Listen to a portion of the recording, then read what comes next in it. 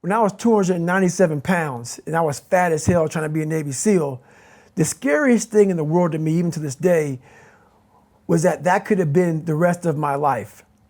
I thought then I was trying hard. That's the scariest thing in the world. I thought then, 297 pound, working for Ecolab, spraying for cockroaches, making $1,000 a month. I thought that was me at my 100% potential. Come to find out, a few years later, I wasn't anywhere near that. 106 pounds less, graduate Navy SEAL training, went on to do all these other things. Looking back on that, that was me trying hard. That's why people gotta understand, what is in us, we have no idea until we start trying hard. And I mean really trying hard, where you're obsessed with, hey, this is my new norm.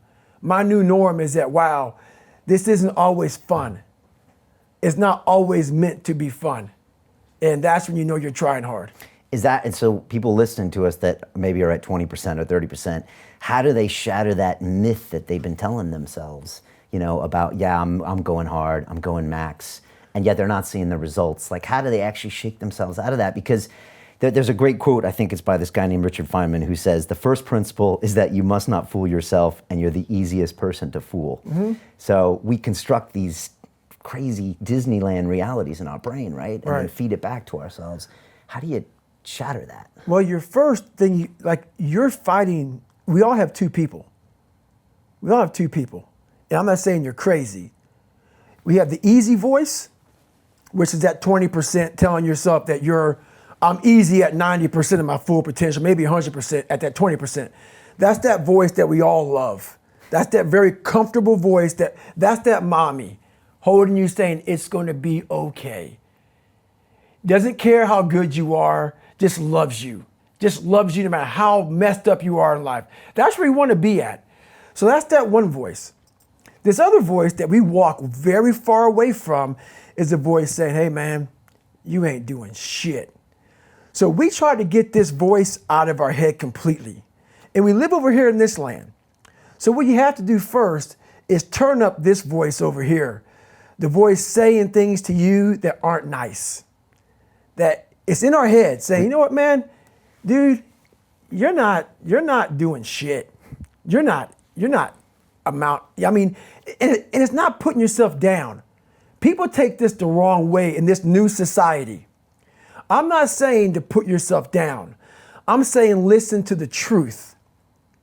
And the truth isn't in the 20%.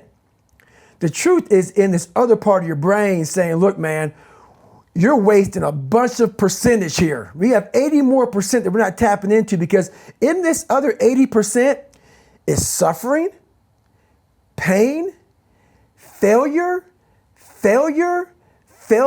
self-doubt, darkness, and then a whole bunch of light.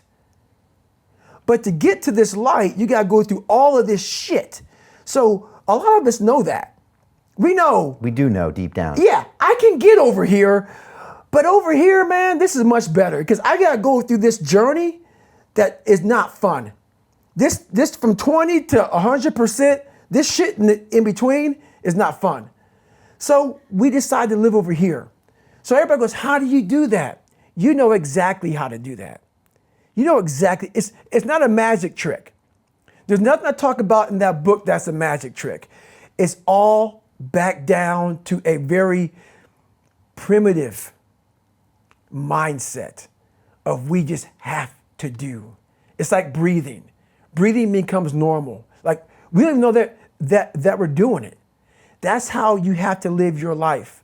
When that alarm clock goes off at 4 or 5 in the morning, your mind says no. You just say, it's just what we do. It's what we do now.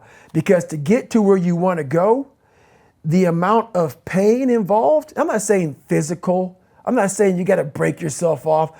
The amount of mental pain of how many times you're going to have to do something that you don't want to do to get to where you want to go is going to be, there's going to be more times you do something that you don't want to do than you are going to want to do it. And that's your new norm. That's your new norm. So then it's like breathing. And then once you do this over and over and over again, it becomes like breathing. I don't want to live this lifestyle, but to get to the other side of this, I have to. So if you really want it, you realize what trying is and what trying is not.